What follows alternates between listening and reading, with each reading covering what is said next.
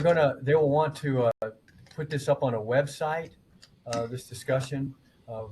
As part, they'll put it together as part of a like a Constitution Week, and so when we have legislators speak or mayors, and then we'll have us. We'll be the only kind of the only labor panel for sure, and so ours will be up there too, and so people can review it, and it's another way for us to get the word out about labor and the issues that we're talking about. So we have about 20, almost 30 people in here now, and attendees. And to the attendees, as you're coming in, you all are the people who come in right on time. We teach, as a teacher, we love you. So come right on in. Thank you for coming. And we'll get started shortly. We're going to give about maybe a few minutes. We have 108 people signed up, and people are starting to come in now. So just hang out for a minute. You're in the right place. Brendan, do you have access to the chat? Can you see it okay?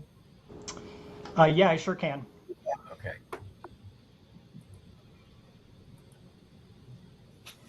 For some reason on mine, it's not really showing up. So there's a kind of a button that looks like a down arrow next to chat. If you push on that, sometimes that does it, or it actually looks like a button to the right. At the bottom right-hand side of the screen, you can hit that and it should expand it.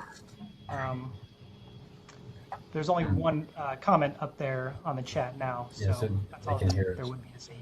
Right. It's okay if you can't see it. I'll run the chat, and you don't have to worry about that at all. That's why it's good to have an online professor here, right? All right, everybody. Thank you all for coming. We'll wait just a little bit longer. We've got about 40 people here, 43 now. So people are coming in slowly but surely. It takes a little time to log in and get everything straight.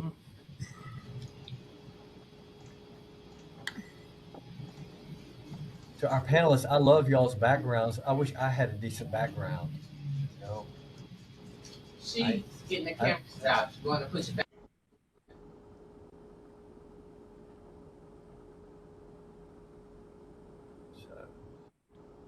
All right. We're up to about almost 50 now, so I'll give it to about 105. Yeah, that sounds good. Eric, we were talking just real quick. I had prepared a little discussion, but I think we had got so many good questions from the students, and I thought we'd just kind of dispense with that and go straight into kind of the contemporary issues. And some of the questions were historical in nature, and I can talk a little bit about that. But the thinking is that we just might go ahead and just do a round table as opposed to me doing a little introduction, and I'll mention some things about the history, but mainly just do introductions of the panelists, and then we'll just go. So we got a lot of really good questions from the students. Okay. All right, so we'll wait about 3 more minutes.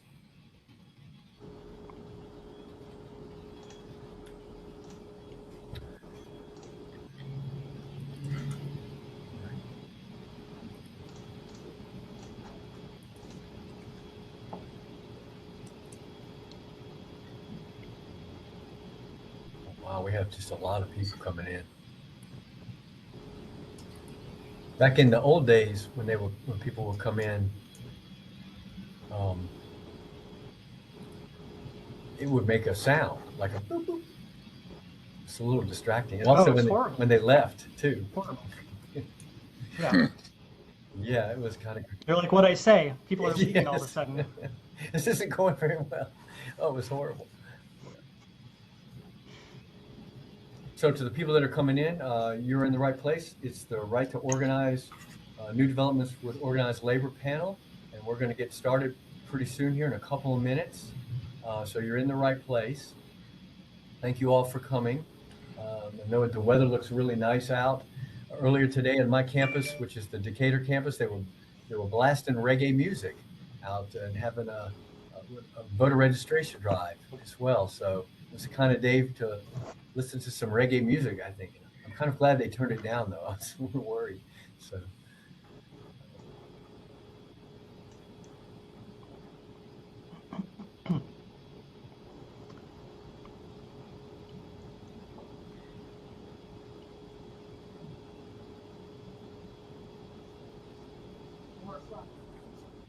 forthcoming because we got the impacted training too. Okay.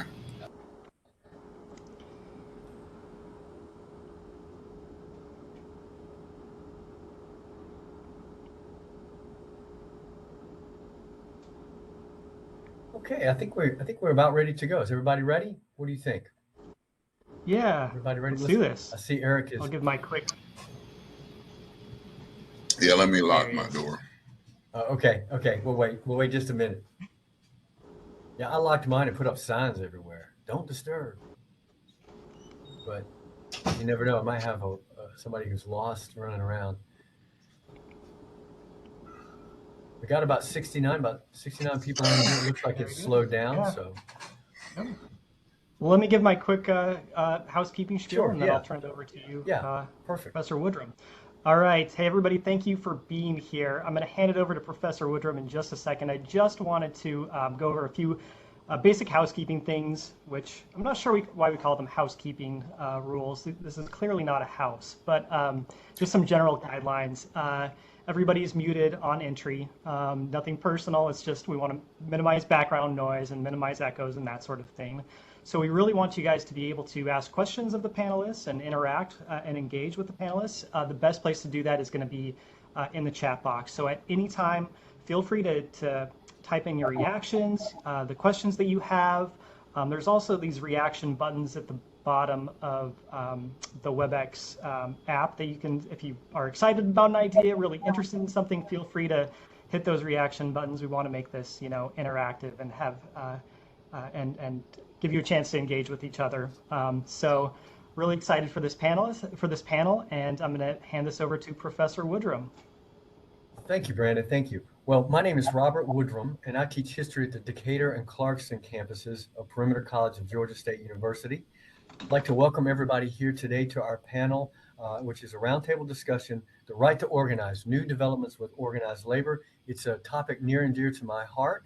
I studied labor history in graduate school. I have written a book on coal miners in Alabama called Everybody Was Black Down There, Race and Industrial Change in the Alabama Coal Fields. And I just look forward to any opportunity to talk about labor. So this is really a labor of love for me working on this panel. And we've been, Eric and I have been working on this for a while, and we got Kelly and Nick on board and Brandon. And so we have a really good panel for y'all today. So I just want to say a few words. Our event is part of the overall Constitution Week activities here at Georgia State. And there's just a lot of different stuff going on right now on the different campuses. We are all scattered throughout the metro area of Atlanta. And I just encourage everybody here to go to the website, or to, if you see an event going on your campus, to attend it. On my campus, we had a voter registration drive earlier this morning, and I think some of the campuses are doing that, and it's just so important that young people vote. This is, of course, a statewide election year, and some attention's getting focused here in Georgia. And so hopefully you all are keeping aware of it, and hopefully you'll register to vote if you haven't already. It's a great opportunity.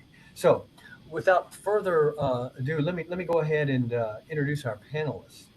Eric Richardson is Executive Director and a board member of the Atlanta North Georgia Labor Council. He also serves as president of the Coalition of Black Trade Unionists, a very well-known and kind of an older organization that's just doing good work. He's on the board of the Georgia AFL-CIO. Eric is a member of the Communication Workers of America Local 3204, where he also serves on the Retired Member Council. Kelly Morgan is a grassroots mobilization and community partner coordinator for the International Union of Painters and Allied Trades. She serves as vice president of District 3 of the Georgia AFL-CIO. And I have to mention this, Kelly, she is a graduate of Spelman College here in Atlanta. I used to teach at Clark Atlanta, so I got to give the AUC its recognition there. Nick Julian is an organizer for Starbucks Workers United, a new union, a whole new one. He recently helped organize the Starbucks store at Ainsley Mall. So if you are up at Ainsley Mall and you are getting your coffee, it's Union Coffee, right? So kudos to Nick, right?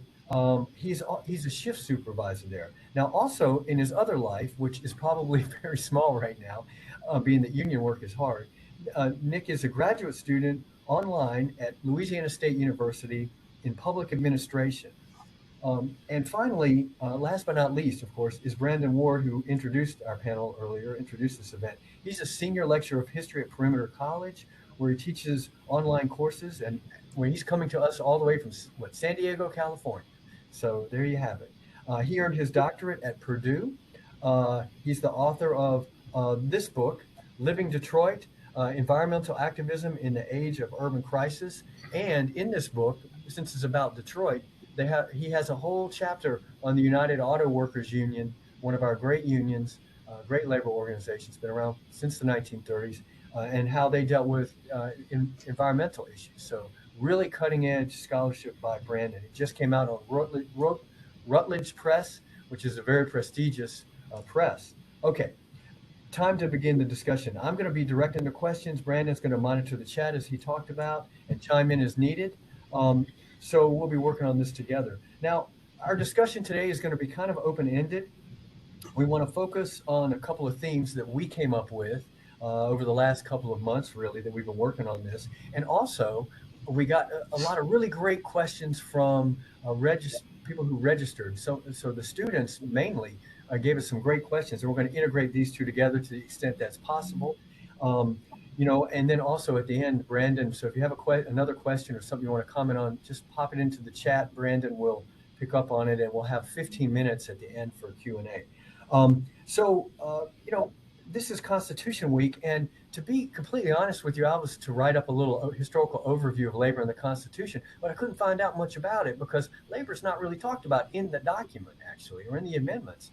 And it's mainly through court rulings. And just to give a brief overview, the courts initially, after the Civil War, were more pro-labor, but then in the 1870s and 1880s, 1890s, they got kind of anti-labor. They interpreted labor unions as in the same way that they interpreted monopolistic businesses, right? Meaning like railroad monopolies or the carpenters union were given equal billing. And so basically it made it really hard for labor unions to operate. They made it very difficult to strike. They made it very difficult to boycott. They made it difficult to organize unions. And of course, there was corporate hostility across the board. And so we had in the late 1800s just these very seismic events in labor history. And it really wasn't until the early 1900s that you see things like the Clayton Act, and then during World War I, a kind of toleration of labor unions, a kind of on a certain level. But that all went away during the 1920s. And I just think the big turnaround came in the 1930s, really with the Great Depression, and then the programs of Franklin Roosevelt, the New Deal programs, most importantly, the National Labor Relations Act passed in 1935, which allowed the federal government to hold essentially democratic elections in companies so that workers could decide whether they wanted to join a union or not. And that was a revolution. And as a result, because of these protections, during the late 1930s, the World War II period, the membership in labor unions got up to about 30%.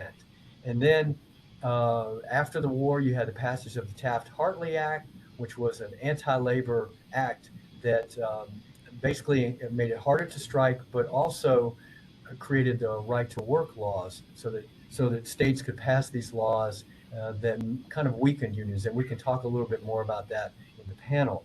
And so over the next few decades, labor was still about 30%, but it began to decline. You start to see that in the 60s, really. And then, of course, there were economic changes in America at that very moment where our industries got old. And so a lot of the key industries with labor began to decline. I think another big turning point, and I'll just leave it here, was in the 1980s, where you had President Reagan essentially break a strike by air traffic controllers. And they took kind of punitive measures against the air traffic controllers as well, banned them from public employment in the federal government and such. And so that set another tone, and you began to see a decline in labor membership really take hold in the 1980s. Again, part of it's the government's relationship to unions sort of becoming not completely anti-labor, but certainly not a protector of labor, kind of leveling the playing field. And then, of course, you have the industrial changes, the globalization that eroded the industries where labor was very strong: steel, um, automobiles, other industries like that. So here we are. We're down. Labor is under 10% of the population now. It fluctuates depending on what statistics you read. And we just felt like a lot of this had been left out of the conversation for Constitution Week, so we wanted to put this back in. So I'm going to stop there. I said I wasn't going to give a historical overview, and I did it, which was I don't want to do. So let me start with the questions. Now I want to just open this up. So I want to start with kind of a personal question for our activists here. What drew you into activism? Was there a specific incident or a situation? How did you get involved in the labor movement? And I'll start with Eric and then go to Kelly and then Nick. So, Eric, why don't you take a stab at that question? What drew you in? Well, I was born into the movement. Uh, my dad was UAW. My mother was in the teachers union, and my dad, 5 years old, used to take me to those smoke-filled rooms with a lot of foul language and other things occurring. And I was told not to tell my mom what occurred there. So um, that was my first introduction, and later on, working summer jobs to pay for tuition. I worked for the United Steelworkers, and I also worked for UAW at the Ford plant, and that convinced me to return to school because it was very. I didn't know how. I had a bit better appreciation for what my father did every day to make sure I had a better life. Kelly, how about you? So I grew up learning about Union history because of my grandfather. He was a member of BCTGM, which is he was a baker in Atlanta and actually helped with the breadbasket movement and helped a lot of Black uh, people in Atlanta move into middle class jobs, right? And so I heard the history there, but it was a gap between him and my mother because of, like you just explained in your history, your context, that there was a degradation due to the government. And so it wasn't a direct line, but I always heard those stories. So as I moved through school, I actually went to Spelman on a scholarship, a community service scholarship, where we would move into the community and register people to vote, pull issues from the community. And that community organization, Georgia Stand Up, is very connected to labor. And so um, I was pushed to go to an organizing boot camp, and I found my home. And I realized that, I have the sign behind me, but like Martin Luther King said, civil rights or community, faith, labor, it all like mixes together. And so I feel like even though I'm here sitting in labor, I still move in all of those spaces. And so while I got my start as a community organizer, um, uh, now I call labor my home. So yes. Yes, as you mentioned Dr. King, we can't forget that Dr. King was tied in with the Brotherhood of Sleeping Car Porters, E.D. Nixon, the Montgomery activist, being president of the local chapter, and then also with AFSCME, the American Federation of State, County, and Municipal Employees, which is where he was in Memphis when he was assassinated. So he was working with them on that. So yeah, that's great, interesting points. Nick, how about you? Yeah, for me, I have no union background. Both my parents worked in the private sector, but growing up and looking at American history, I'd always been pulled or gravitated towards the union movement, hearing about the things that they could accomplish. So when I was working for Starbucks, currently am, but initially, I had tried to figure out ways of involving us with union work. And after hearing about Starbucks Workers United and really seeing things kick off in Buffalo, I knew it was possible for our store. And really, my co-lead, who's a shift as well, she's from West Virginia. She's from a union family. Being able to talk with her and gain more insight from her experience, we were able to really come together and help start our union at Ansley Mall. So Nick, how many Starbucks uh, chapter or Starbucks locations have unionized? You and I were talking about this the other day, but what's the number? So the new number is 242 locations have unionized, and some are still waiting on their elections. But it is a growing movement. We haven't stopped. This time last year there were no unionized stores. So it's been incredible to see the growth of union stores, and it's really a standard message for a lot of stores. This is illustrating that it's not an isolated problem. This is happening across the country at a variety of stores. We're all facing the same struggles with our corporation. And we're taking a stand and we're saying, enough is enough. It's time to support your workers like you said you would. So Nick, can you describe just maybe a couple of things that that are driving sort of the way workers are treated in Starbucks that kind of makes it a hotbed of union activity all of a sudden? What are some of the main issues? Really, it was defined by the pandemic. Pre-pandemic, Starbucks was really a place that allowed service workers to gain access to healthcare, whether they're full-time or part-time, gain access to education through their college achievement program with Arizona State University. Again, open to full-time and part-time partners or employees. And they really had a great environment with regard to benefits and wages, and it was this healthy balance. After the pandemic, it really turned into how much money can we make? And we really saw the snake come out of Starbucks. And the entire platform shifted to focusing on drive-through stores, on making sure times are short, making sure that we're getting as many customers as possible into these stores so that we can make as much money as possible. Um, in doing that, the partner experience was greatly diminished. We'd be understaffed, overworked, and the same expectations would be carried through from the pre-pandemic period. So having all of this in consideration, uh, one of the things that we decided to do was take a stand and fight back in the form of unionizing. Like I said, it started in Buffalo, and those partners felt that the way that they could uh, best do it would be to um, talk between two stores and sort of unionize at about the same time so that their elections would be held really closely.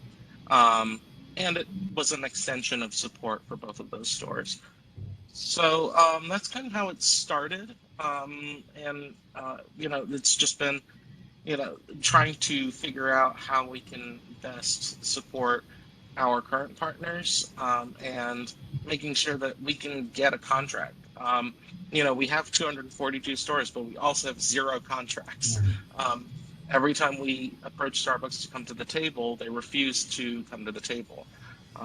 And these are, age-old tactics, but it speaks to their inability to look at the partners equally, and oftentimes they take some of the uh, things that we are recommending that we want for our unionized partners and are instituting it for non-union partners, and drawing the divide between stores and trying to separate us and say that we can do this better than the union can, when the reality is it normally takes years for anything to happen on the corporation side.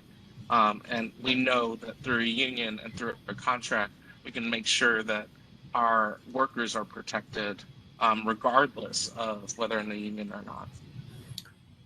Fascinating struggle you're in, Nick. Really is. It reminds me when I first came here, I learned about the textile workers here in Georgia and what they called the situation you described. They called it a speed up and a stretch out back in the 30s, and that led to some amazing things. Like, in fact, the largest, I think, general strike in the in one industry ever. 400,000 or so textile workers in 1934 walked out. Here in Georgia and the Carolinas, it was a southern sort of a strike.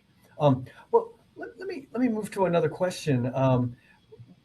Getting to the current situation, what are some of the, Nick touched on this a little bit, but what are some of the challenges the labor movement faces today?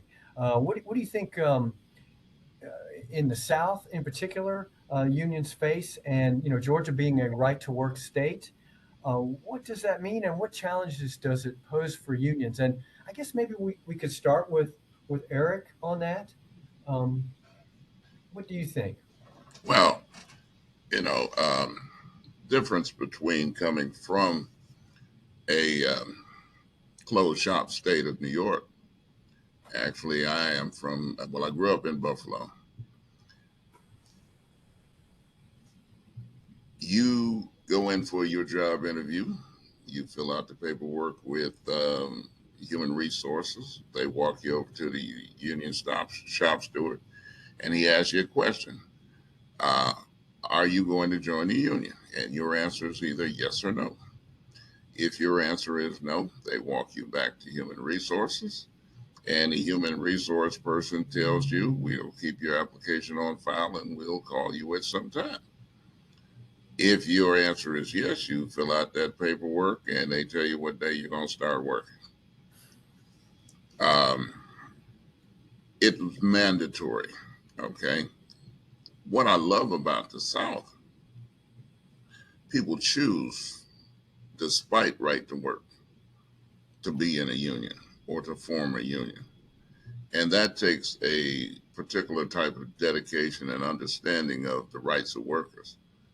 And I'm not going to say that one's stronger than the other, because all workers need to be unionized.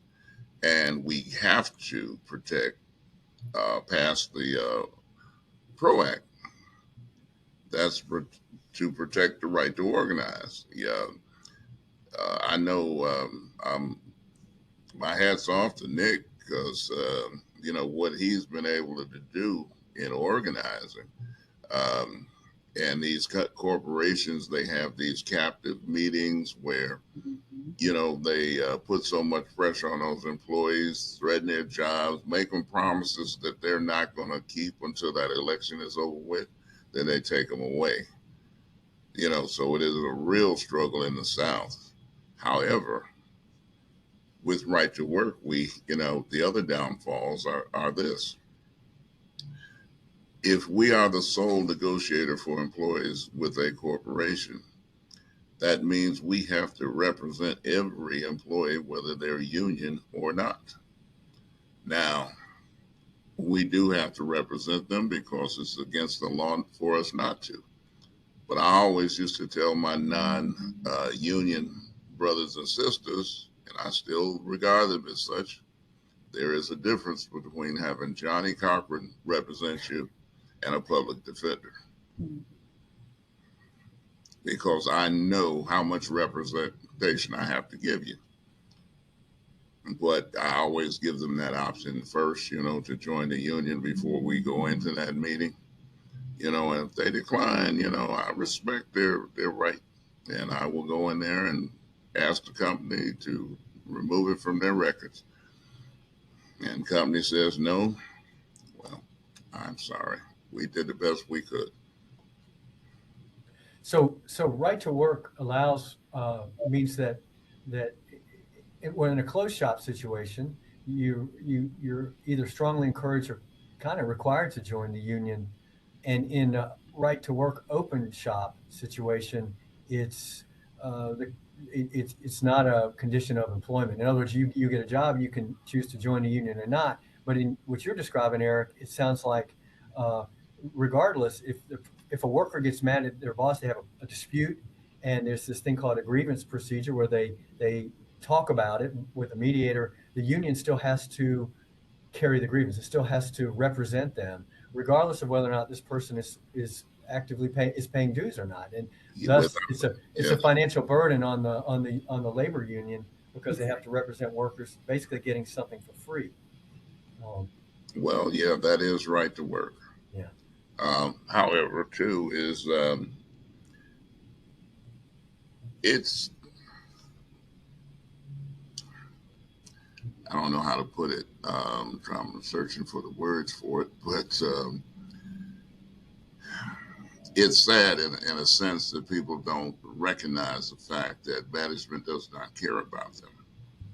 The biggest expense to business is labor in their eyes, but the greatest asset to business is the laborers themselves. And with unions, you create a standard, that's higher than anything else. You take the building trades, you hire union workers, your construction is going to be on time and under budget.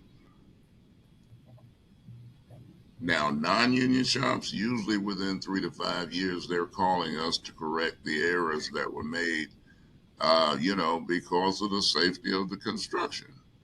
They don't want to get sued later on for, something falling apart and damaging somebody because it wasn't put together right. So, hey, do it right the first time. Use union labor. Our folks are highly skilled and we take great pride in their training. Can I add to that, Eric? Go ahead. It's not even just about being highly skilled, but that is one of our best selling points. And I think we don't talk about it enough, but it's also just the safety. Like we have an apprenticeship school, was mentioned earlier, I represent the painters union, which is the building trades union, but we have an apprenticeship school that teaches workers how to be safe on the job. Imagine scaling, going down downtown Atlanta and you see these tall glass buildings, scaling it without properly connecting yourself to a harness. We have deaths all the time. So it's actually protecting yourself as a worker so you can go back home at night and spend time with your family and actually enjoy the fruits of your labor.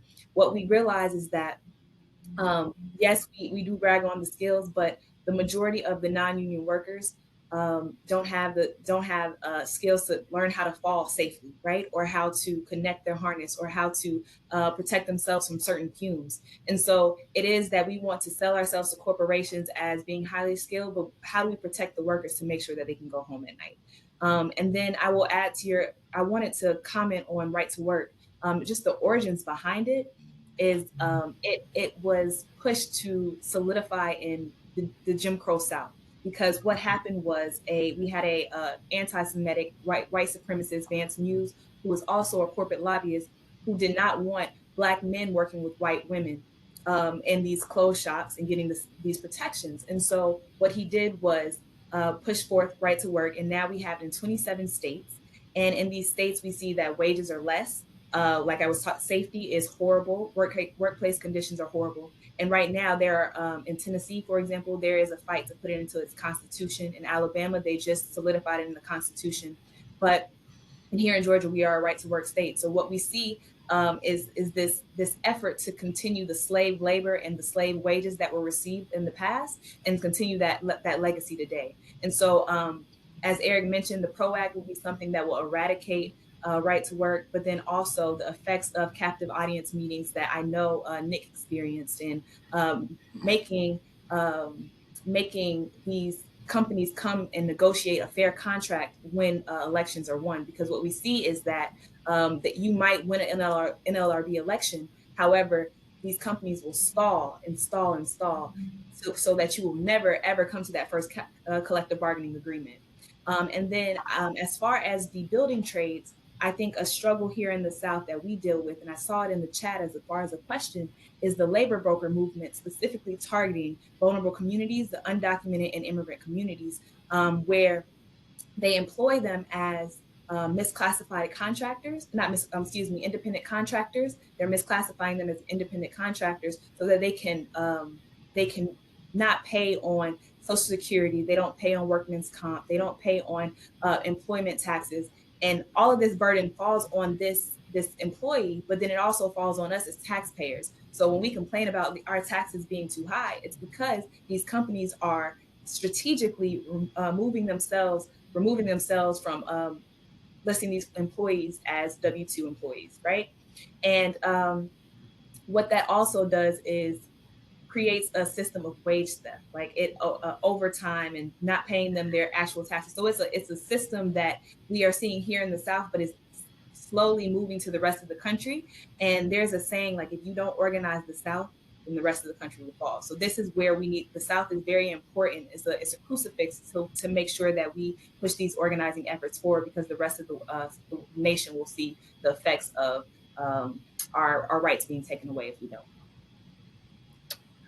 Wow. It reminds me of what you said, Kelly. Reminds me of what Outcast said at that meeting, that time they got that award. They said the South's got something to say. Yeah. Yeah, yeah. There we go. There we go.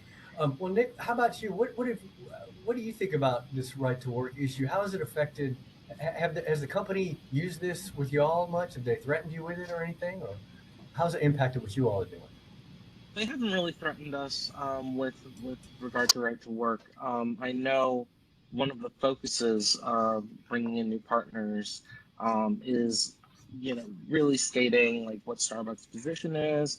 We can do this together. You don't need a union to, be in the middle to, negotiate things. You can just tell us and we'll fix it, and everything will be, rainbows and butterflies.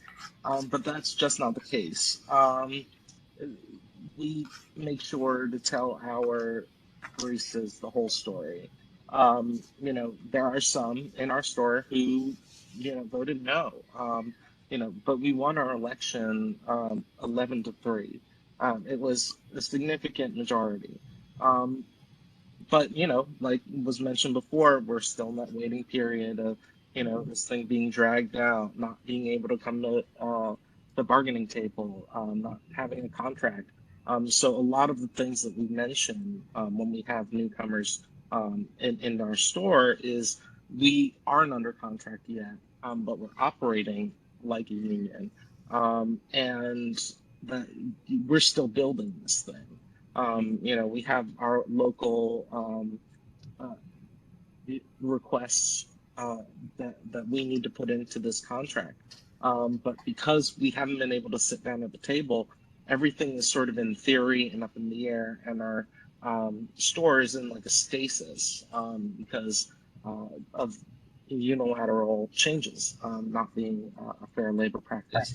Starbucks still does unilateral changes, and we file the following ULP for it. But once that happens, it really just carries on as a typical work day. Everyone just tries to do their best in getting product out and making sure that our customers are having a good experience. But in the background, we're still fighting for contract negotiation.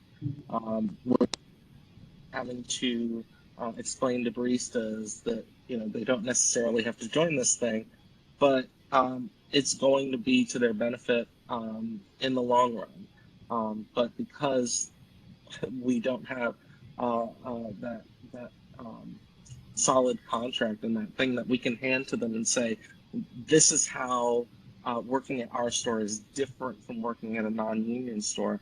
It is a handicap for sure in this process. So. Yeah, you and I, we were talking, right? You're in the neighborhood, the vicinity of two non-union stores, correct? Correct. Yes. And so that is they have a relationship that your Ansley Mall doesn't have, right? Right. So for some reason, a store might close down. Let's say their machines aren't working. Those non-union stores could choose to send help to a union store or not. So we would often get, because we're the next closest store, all of that traffic. And our store only purchases for our, typical day-to-day, and we only staff appropriately for a typical day at our store. But if we're having to take on another store's traffic, immediately we're out of product, we can't make things, our staff is overworked. We run into the issue of, some staff staying longer than their prescribed times, just to cover the gaps in between our schedule, because we have this constant flow of business. Um, and it puts a lot of stress on one store. But because it's up to these non-union stores whether they can send help to our store. Most times they choose to not, because that's the conversation that management is having with the corporation. So they're trying to stymie us from that end as well, where the corporation is telling store managers one thing, and uh, from a union discussion with the shift supervisors and baristas and other union members, it's a completely different story. I pair it back to when Howard Schultz, our CEO currently, said they would often say there's an outside force of this union coming into our stores, almost like, we're under siege. But the whole time, our union has been started, has been perpetuated, has been organized by partners at every level. So, shift supervisors, baristas, this has been us from the bottom, you know, trying to organize our union so that we can have the best representation of our workforce in a union discussion. Um, so that's kind of just the the big overview. But yeah, with regard to right to work, it's been a very challenging atmosphere for sure. Well, here's another question that I think is kind of connected to what we were talking about. Do you think the labor movement is changing? We have the retail workers at places like Starbucks, also, warehouse workers at Amazon who seem to be receptive. Even Trader Joe's, right, has the workers there are now talking about unionizing, trying to get unions in. Uh, and so you have different industries, but also it's kind of a two-parter. What about the younger workers, minorities, women? Is the labor movement sort of reaching out to people in these different sorts of occupations, and then also different groups of people in a better way than it used to, or in a different way than it used to? What do you all think about that? And I'll just throw that one out there. Who wants to take a stab at it? Can I Kelly? take that? Yeah, definitely. So, if anybody watches this later, sorry, but I will say that the building trades has a history of being what we call pale, what is it, male, pale, and stale, old white men, right? And so we realize now, speaking from the painter's point of view, is that we can't do that anymore. If we continue in that path, then we are going to be out of business. Not business, it's not a business, but we're not going to be able to sustain ourselves as a union. And so we are intentionally um, changing our model because, for the most part, the people that we are organizing are undocumented immigrant workers, Black and Brown people.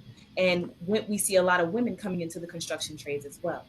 And so, what we have been doing, one is, for example, during the Black Lives Matter movement at its height after the murder of George Floyd, we made sure that we were the first people, the first building trade union to actually step up and talk about the reality of our workers not being able to make it home and back to their job. Like what good is it to talk about making money if you aren't able to spend that money, right? Or having a good living job, but not having a good living, right? So we felt that it was imperative for us to be in a part of that conversation. But then also around immigrant workers, someone in the chat said it's hard, it's impossible, or it's not likely to organize immigrant workers. I don't agree with that at all. We have to organize them because they are they are our workforce, right? And so how we do that, and it is harder, don't get me wrong, but how we do that is, one, making sure that we press for comprehensive immigration reform, and then also we organize them via something called DALE, Deferred Action for Labor Enforcement, which is the MOU between department heads of the United States, so Homeland Security, Department of Labor, ICE, so that when there is a unfair labor practice happening in on a shop, a worker feels comfortable coming forward and actually fighting for themselves, right? And that person gets authorization to not be put through the deportation process. That is something that we deal with in the construction trade, because we do know the reality of the threat of ICE. We had raids all throughout Georgia during the Trump administration. And so we are pushing for legislation that makes it easier for people to come forward. And I think us fighting for these pieces of legislation shows that it's a space for people to stand in. But then internally, what we have been doing is creating committees and caucuses for the LGBTQIA community, for the Black community, for the women's community, for Latino communities, and for young workers. Because if we don't have young workers coming into the workforce, then who is going to? I don't know if you guys know, but a benefit of unions besides just good pay is healthcare, pension, all of these other things. If we don't have young workers coming in, who's going to help pay for the people that are retiring, right? Who the young workers are going to be our workforce. If we don't have women coming into the trades when they are half the population, then you are not talking to the majority of the people that are in your industry. And the same thing goes for Black and brown workers. So I think it's imperative for us to be talk about the conversation wholly and include everybody. If not, we will, in the next 15 years, we won't be around, and it'll be somebody else in our place organizing the workers that we could have organized. Kelly, can I ask a follow up? Do you think that unions are your union and other unions? Do you think they're really reaching out, making good on this idea? Do you think they're I doing? think a lot are struggling because at the end of the day, um, you still have people struggling with the mindset that if I educate or if I empower somebody else, they're going to take power away from me, which I don't understand that mindset at all. However, I do see that with the push and the the pressure around the pandemic, there are workers coming to us, right? And so the conversation is forced on us. So we are forced to have the conversation. We can't close our doors. And so I see us moving for the people who have been stagnant. They're being forced to actually have the conversation. But yes, there's still some difficulty around it. And so hopefully people will realize, like, yes, you can be an advisor. We need the wisdom of the elders, but please give the energy to the youth. Please give the energy to the other people and guide them on this path, because we are going to be the ones that take up the what do you call it in track? I can't think of it, but take up the work and continue to move it forward. So yes, there is still a struggle. There's still people being stagnant in the movement, but there is a push to push those people out. Baton, thank you, Rachel, to push the people out the way. All right. Eric, let me ask you. You've been involved in this for a long time, right? Very long time.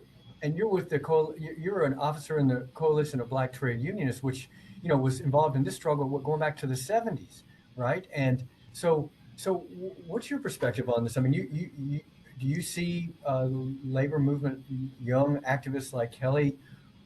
Are they the future? Is this what? Most definitely.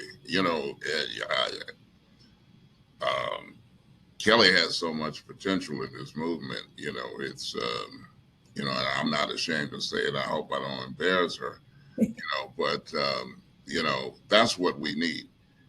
But we need the old guys like me to share the knowledge of what we went through, so that they do not repeat. Now, a lot of young people feel that they know it all, and that they don't need this knowledge. And we do things in an old way, but some things are tried and true, and you can't get around it. You've got to know what has been established in law, how we got there, how we were able to overcome it, and what to watch out for in the future. So yeah, us old guys still have a little value left in it, and those, and you know what, remembering the struggle when I was coming up, because who was going to mentor a black man? No one. Who of my race had the experience of leadership? Because there were none. The Coalition of Black Trade Unions came about because black workers disagreed with the AFL-CIO and their choice of the support of Richard Nixon for president. And since that time, the Coalition of Black Trade Unionists sought to train more minority workers, and it's just not a black organization. Don't get me wrong. But we train more minority workers along with the A. Philip Randolph Institute to take leadership roles, to know how to run that back office, and how to lead. So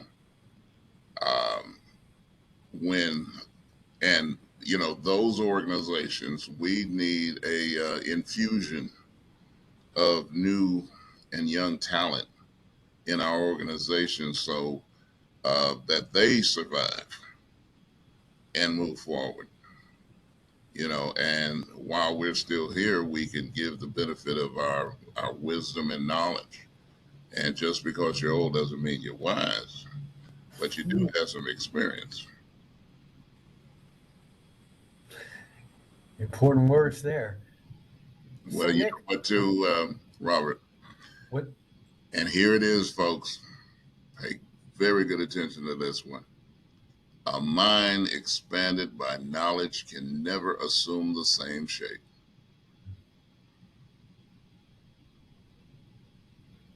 I like that. I need to tell that to my students every day, I think, Well, knowledge is power. Yeah. And the more you have to work with. You expand your mind, but you don't get the big head about it. You use what you've learned wisely.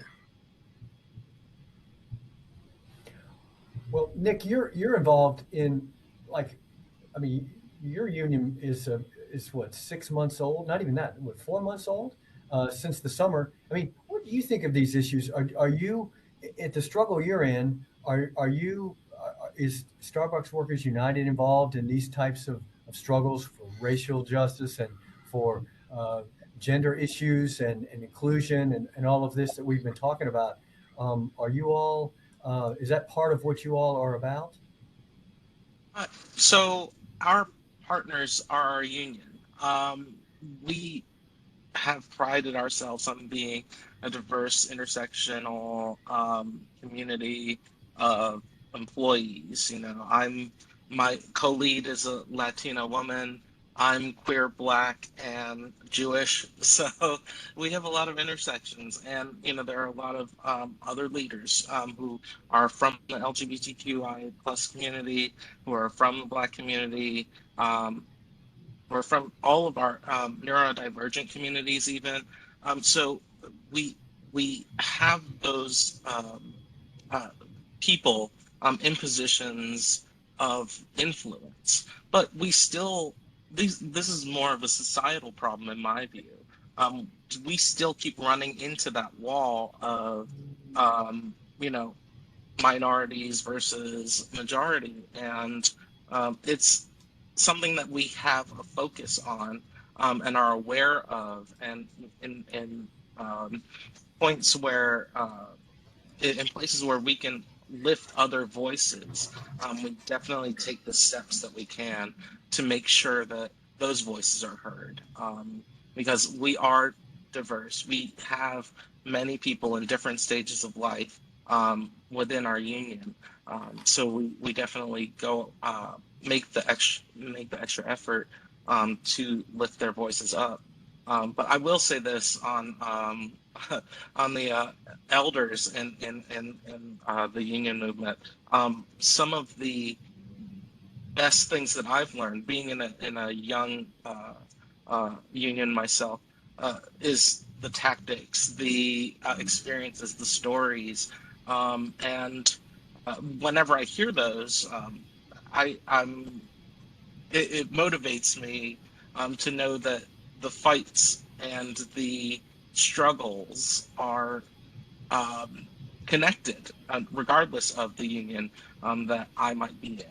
I had coffee at one of the Starbucks in Midtown Atlanta with a former Teamster, and just hearing about how the Teamsters navigated contract negotiations at UPS, and seeing it happen in real life now, we can tie those bonds together and understand that we're all in this together, through time, through space.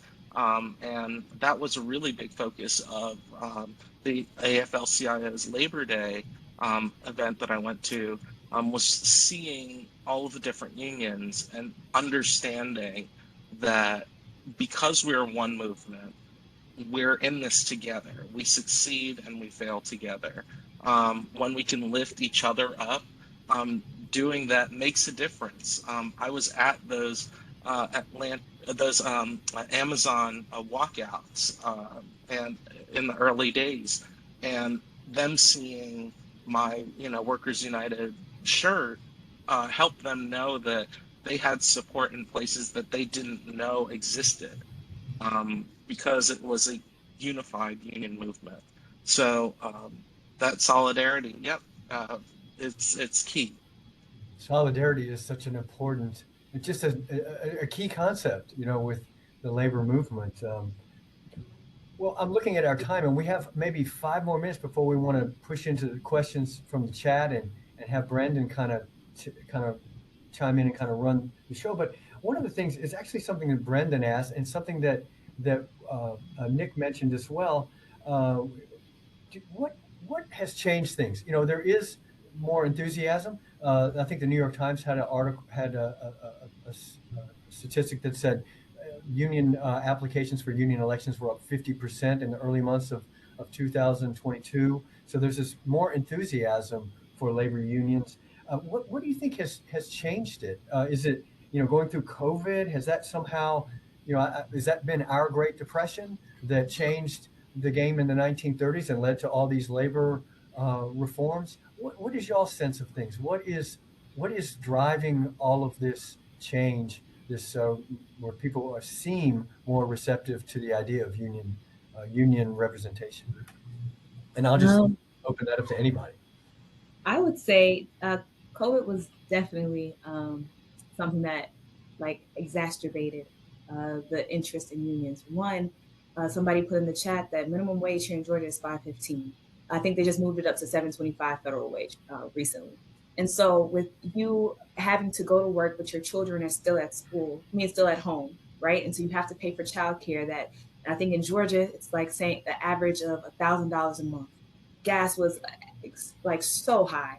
All of these things just layering on top of each other. And then you go to work where you're not getting somebody is literally, you don't go to work with dignity at all because people feel like they can talk to you any type of way. You don't have safety measures on the job.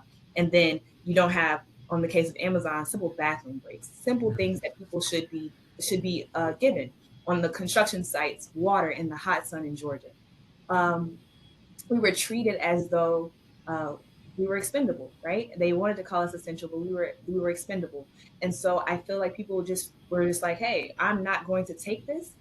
So some people were like, I'd rather stay home and not work and take care of my family, while other people realized like, hey, we can come together and make changes. And so that's what people started doing.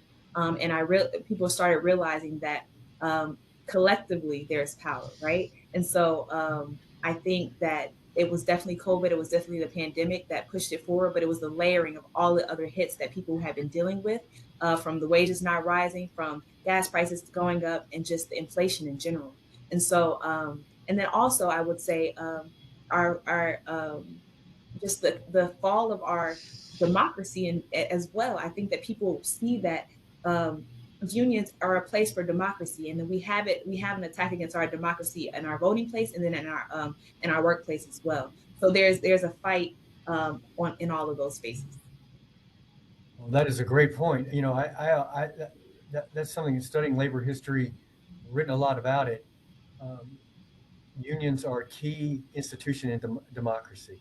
Societies that don't have them, or that the government controls the unions and is sort of sham unions, they're not democratic societies, and high unionization means typically you can look at countries that have that, and then you can look at democratic participation in elections. There's a relationship, low and it's usually less so. It's something that is very important.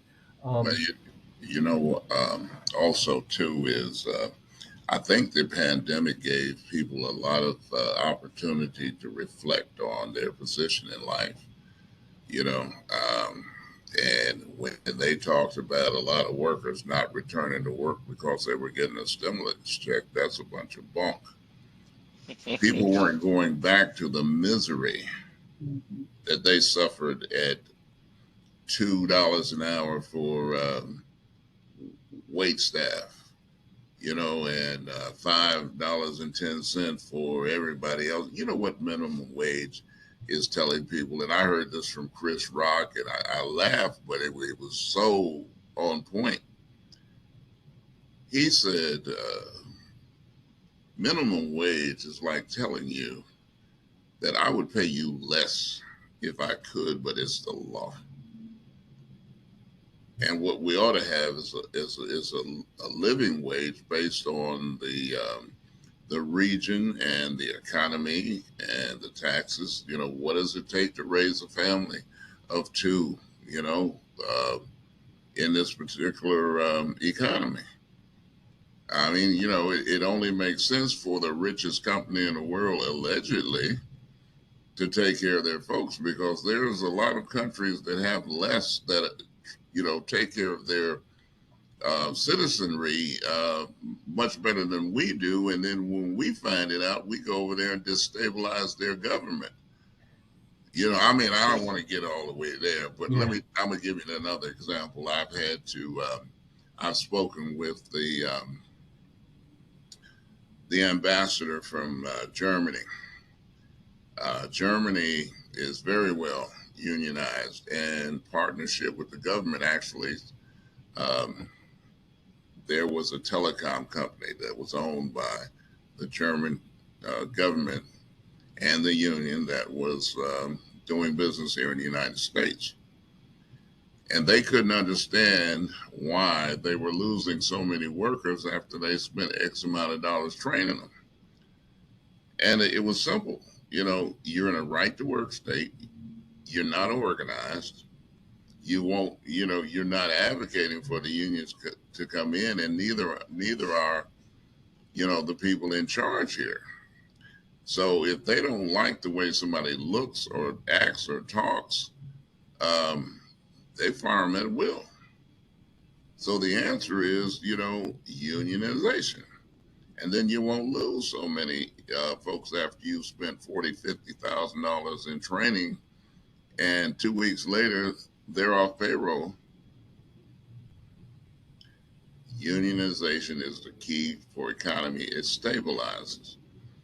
We recently were able to organize the firefighters in the city of South Fulton, and I'm going to say a kudos to the city of South Fulton. Number one is they recognize the union as an entity.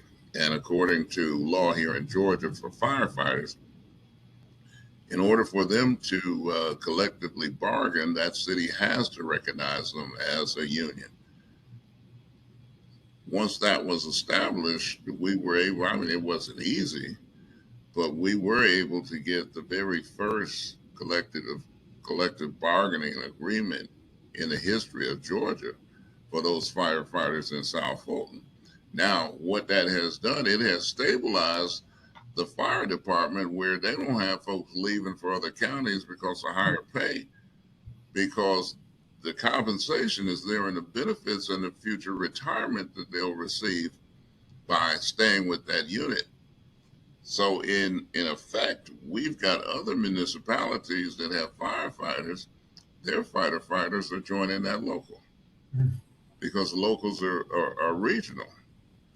Our task now is to go to these other municipalities and speak to them before they lose those firefighters. And you know, we're talking about guys that run into a burning fire to save your life and you don't want to take care of them. I do. Yeah. It only makes sense. And in so many different ways. Like I say, the money that we negotiated with the firefighters was based on the tax revenue. of that particular area. So therefore, yes, salaries will vary from municipality to municipality, but it'll be fair. Great points. Great points. Well, I'm looking at our time, and we have about 10 minutes before our class block is over. So I want to shift to Brandon if we could, and just see. I can't. Unfortunately, I can't see the chat. I just see things popping up sometimes. But there's a lot of stuff popping up on my screen. So Brandon, and from what Kelly has said as well, I know she's been following it. So what are you seeing? What's out there, and what do people want to know? Well, first of all, I'm really excited by how much engagement we've gotten on the chat, and there's been some great comments and questions rolling in. And so I'm going to try to get to as many of these as possible. I want to start with, there was one early that's from Jasmine that said, my airline is split when it comes to a union. Our pilots have a union, but us flight attendants are still trying to get one. How would one overcome that lack of education and background education in order to understand the union? So really a question about how do you start those conversations and educate people about what a union really is. Maybe I'll ask, have Kelly tackle this first. Yeah, so before anything, I'm an organizer. And so what I do when I'm on the plane, for example, Delta, their flight attendants are not union. And so I will talk to the flight attendants while I'm on the plane with them, and I let them know that there's more power collectively than individually, and I understand the working conditions. But more so, I think the conversation that I've had most with them is the conversation around dues. People are scared. They're like, you guys just want to take our money. You guys are not going to be pouring back into us. And the reality is that's not the truth. Dues are there to expand and continue to organize more workers, build market share, and build more collective power. But it is the education piece of it. So you have to just get out of your comfort zone and talk to people about the benefits of the union, and not be scared to talk about the uncomfortable conversations that scare people away from unions. I would say reach out to the CLC and the Georgia AFL-CIO if you need help organizing and what it looks like to do card check recognition and move to an election. Yeah, that's my advice, keeping it short. That's really great. And feel free if anybody else wants to jump in on any of these questions. There was another question. This one I think Nick would be great for. And it is, why does it seem so difficult to organize restaurant workers when there's such a large population of them, and also so many restaurants are in need of workers, and especially right now there's so much demand. Restaurants are having a hard time staffing their stores. What are the difficulties in organizing restaurant workers, Nick, and how can you overcome them? So I think for restaurant workers generally, there's a lot of turnover. And this industry is kind of famous for high turnover rates. One thing that we've seen in our store because we have a lot of partners who've been around for at least 3 years, having that schedule availability fit whatever works for them it is a big pull. So getting people to come in and be extra coverage is difficult. I don't know how we would make it easier. I think because so much of it is reliant on understanding like how things work. I tell every new partner that comes into my store, it took me about 3 months to get everything solid, from ringing in customers, making drinks, understanding, the changes in menu. And sometimes people, really don't want to set aside that time to learn, or they have better opportunities to come forward. So it's challenging. But I think once people understand that, this is a potential place where they can have their benefits protected, their rights as employees protected. It makes it a little bit more comfortable for these workers to lean into the store and become a part of its environment. Thanks, Nick. We have a question from Tyara, which says, Does anybody have any experience or advice for increasing teacher unions in the U.S.? I'm an early childhood education major and would love to see more teachers unionizing for better wages and working conditions. Of course, there's public school teachers. There's a lot of unionization in, but there's a lot of ways that like union busting that's taking place through charter schools, private schools, parochial schools, and like the idea of vouchers where people can take their public monies and take that to private schools, and charter schools, which are non-union, have created a lot of issues for teachers unions in the United States. And early childhood, especially, is a place where unionization is very, very low. Maybe Eric would be a good person to answer this question. How can you get see more teachers unionizing for better wages and working conditions? Well, here in Georgia, we have a number of we have some that are teacher associations, and we have one really true union for teachers, and that's the Georgia Federation of Teachers, and they're part of the American Federation of Teachers. Now, the difference is some of the other organizations or associations, they represent both the principal and the teacher. So, that's, to me, that's a conflict. Teachers come under so much. It is, it's amazing to me that teachers don't make more. Like I said, my mother was a teacher, and I know what it takes to be one. My mom took a lot of her own personal money to teach her class in buying materials, research. I mean, including taking my clothes and giving it to students that, weren't properly dressed. Teachers are amazing people, and they deserve much more than what they get. The Georgia Federation of Teachers is strictly a union shop for teachers. They represent teachers, and they provide insurance. And a lot of people don't know this, but teachers are sued every day for all kinds of things, and they need protection under the law. And these unions, GFT, I know for a fact, protects those teachers. Now, there's some other associations that provide some of that, but how can you represent the punisher and the punishee? I don't get that. It's either one or the other, and they need to be separate. But you're also finding now is that you got college professors that are unionizing. You got campus workers that are unionizing.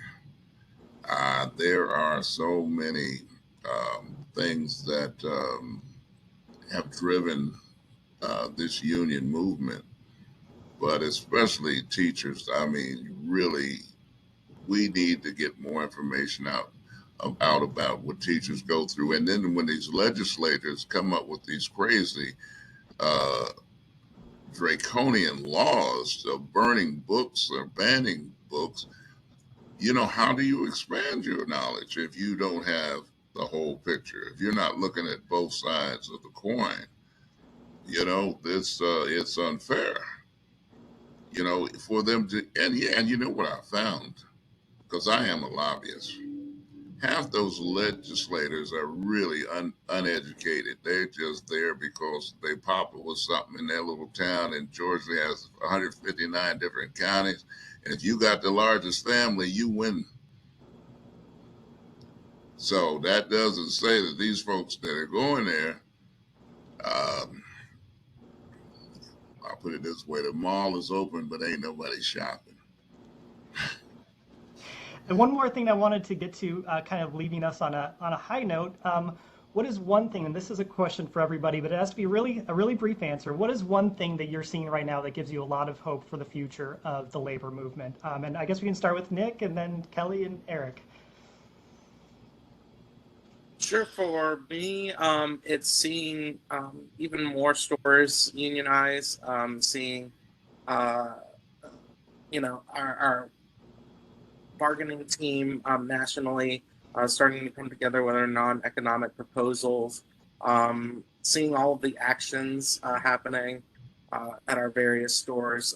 Boston just ended their 64-day strike.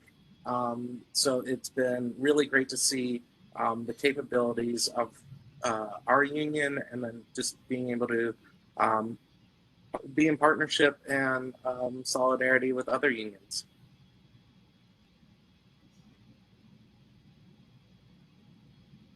Oh, Kelly, you're on mute. I would say that I am excited to see that people are coming together across ethnicities, nationalities, race, gender, to stand up, because what we know is that it doesn't matter like what your background is. Everybody, unfortunately, in this capitalistic system needs money to survive. So that we understand that these divisive ways to keep us apart is not going. We are breaking that old adage, like Willie Lynch. Like, we cannot move forward if we are going to separate ourselves in this manner. So we're coming together and standing up against these corporations, these contractors, whatever the case may be, and demanding the respect and dignity that was affirmed to us by the Most High. That's what I would say. And I'm going to say the greatest thing I've seen is Kelly and Nick. The young union movement is what I've been waiting for most of my life. And the fact that they've been given the opportunity to lead, I'm probably going to be the last Mohegan as far as age goes, in in this position, as I see, young leaders like these coming in and being able to bear the responsibility of taking this to the next level. And Robert, I appreciate you and Brandon for having this, because labor isn't taught in schools anymore. We don't have vocational schools. We don't have a well-rounded education like what I was, able to take advantage of. And to have things like this where students can actually get in and have their questions answered. Some of them may, a lot of people I've come across didn't know that unions even existed in Georgia. And that's bizarre. But actually, in all actuality, we're only about 4.6% of the workforce in the state, if you can imagine that. But we have a big impact because we're well organized. We know how to fight. We know how to make a difference for all workers, not just union workers, but all workers. So with this young enthusiasm and intelligence, these young organizers, they're going to make a difference. We're going to have a different society in a few years just based on these people and their dedication. I hope I'm around to see it, laying on the beach, drinking a Mai Tai and smoking my cigar. Brought to you by a union waiter. Hello. Here, local 1412. I got into an argument with a friend. Well, I hope we're still friends. Owns a restaurant, and I told him he needs to be paying those wait staff $10 an hour. I said, you're making enough money. Number one, pay them $10 an hour plus tips, and you won't have to worry about losing them. They got a great rapport with the customers. They know you when you walk in the door. Mr. Richardson drinks such and such, and no, don't give it to him in a plastic cup. Give it to him in a glass. They bring value to the workplace, and he ought to be doing that. And when we got into the argument, I said, you know what, I'm gonna have to organize your store. And then you will be paying $10 an hour, or you will have to close your doors. How about that? Wow, that's amazing. Well, I think we're into the next, pushing into the next class block. So we better release the students. I know they need to get to their classes and get into things. And I want to just really thank everybody. Kelly, Nick, Eric, Brandon, for working with me on this and for jumping in so readily to help out. This has just been a wonderful experience. It's been a labor of love for me as a labor historian, as somebody with Brandon, who is a union member, United Campus Workers of Georgia. We're members of that. And so it was just a real labor of love for me. And I will just leave us with a couple of things. An injury to one is an injury to all. United we stand, divided we fall. The old labor slogan, and also the one that Joe Hill is attributed to Joe Hill, which is "Don't mourn, organize." Right. So thank you to everybody for coming, and I guess we'll just conclude our program at this point. Thanks, everyone. Thank you so much. Thank Just you really all. quickly, in honor of yes. my union, Workers United, with the history of the International Ladies Garment Union, look for the union label. Buy union. Yes. Yes. Thank you, everybody. Thanks, everyone. Thank you. All right, I think I can stop the recording at this point. And I think